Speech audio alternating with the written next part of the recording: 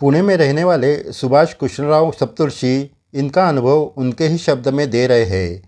श्री सप्तऋषि जी ने कहा, मेरा ये अनुभव 1960 के दरमियान का है। तब मैं छोटा बच्चा था। मेरे पिताजी ने नई मोटार कार ली थी। वो साईं भक्त थे, इसलिए कार प्रथम शिरडी लेकर जाने का उन्होंने तय किया।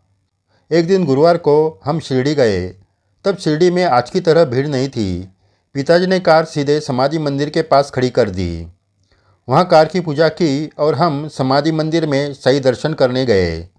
उन दिनों में ऐसी प्रथा थी कि अगर गुरुवार के दिन आप शिरडी दर्शन करने आते हैं तो उस दिन शिरडी छोड़कर जाते नहीं थे। उस दिन शिरडी में भक्त रुकते थे। आज भी बहुत साईं भक्त ये प्रथा मानते हैं, उसका अनुसरण करते हैं। लेकिन पिताजी को पुणे में बहुत काम था, इसलिए उसी दिन वो हमें वापस पुणे ले जाने की तैयारी करने लगे।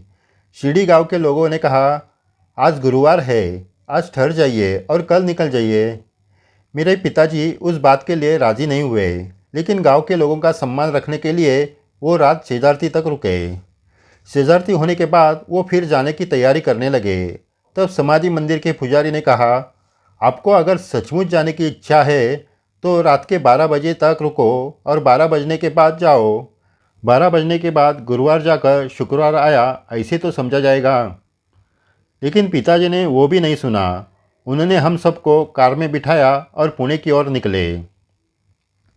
रात के 11 बज चुके थे। 1960 में शिरडी से पुणे आने के लिए आज की तरह अच्छे रोड नहीं थे। रोड पर कोई लाइट भी नहीं थी। बस हमारे कार की लाइट ही हमारा सहारा था। बाकी चारों ओर अंधेरा था। रोड के दोनों ओर खेती थी। थोड़ी देर तक हमारी कार बिना रुके जा रही थी, लेकिन ना जाने कैसे हमारी कार की लाइट अचानक बंद हो गई। कार वैसे स्पीड में ही थी और एकाएक लाइट बंद होने से कार के सामने अंधेरा छा गया। पिताजी कुछ देख नहीं पा रहे थे। आगे एक मोड़ था, लेकिन अंधेरे की वजह से पिताजी को दिखा नहीं और कार रास्ता छोड़कर ढलान पर से नीचे खेत में जाने लगी।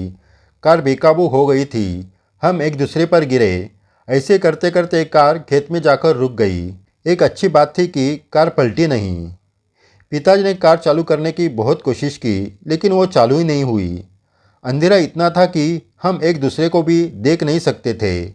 हम सब गाड़ी के नीचे उतरे। पिताजी किसी तरह चढ़ान चढ़कर रोड पर गए और कोई सहायता मिलने का इंतज़ार करने लगे। कुछ देर बाद कोई गाड़ी आती तो पिताजी उनको रुकने के लिए हाथ दिखाते, लेकिन उस अंधेरे में कोई गाड़ी रुकती ही नहीं थी।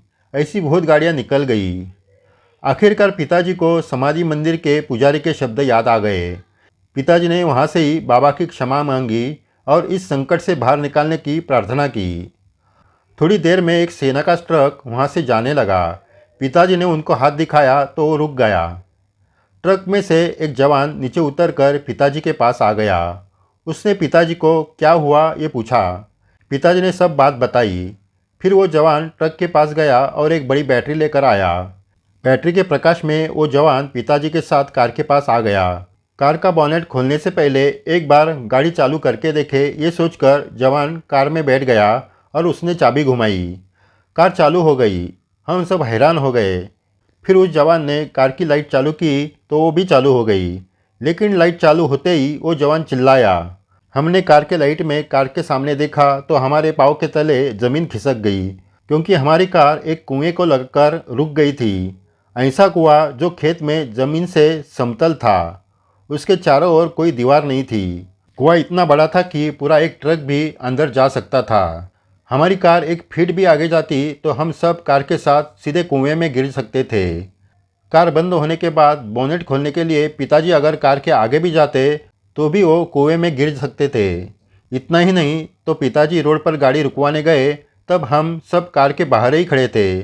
ना जाने हम कार के थोड़े भी आगे जाते तो हम सभी कुएं में गिर सकते थे।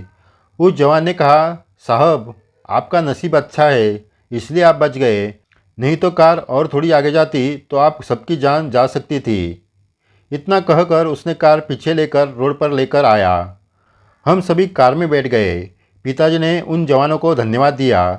चारों ओर अंधेरा होने से हमें पता नहीं चल रहा था कि हम शिरडी से कितने दूर आ गए हैं। तब पिताजी ने उस जवान से पूछा कि शिरडी से ये जगह कितनी दूर है। उस जवान ने ट्रक में बैठते बैठते कहा, साहब जी ये शिरडी की सीमा है। इसके आगे आप सीढ़ी के बाहर जाओगे। इतना कहकर उनका ट्रक निकल गया। मैंने कार के लाइट में घड़ी देखी तो घड़ी में 12:05 हुए थे, यानी गुरुवार पूरा होकर शुक्रवार चालू हुआ था। पिताजी को सब गलती समझ में आई। उन्होंने वहाँ से ही बाबा की हाथ जोड़कर माफ़ी मांगी और हम सच में शुक्रवार को शिरडी से बाहर निकले। जय साई राम। श्री साईं बाबा के अनुभव आज भी भक्तों को आ रहे हैं। आगे भी ऐसे अद्भुत अनुभव आपको सुनाए जाएंगे। अगर आपने ये चैनल सब्सक्राइब नहीं किया तो ज़रूर कीजिए। वीडियो शेयर करके अपने बाबा की लीला सुनाएं। ये सही सेवा है। जय साई राम।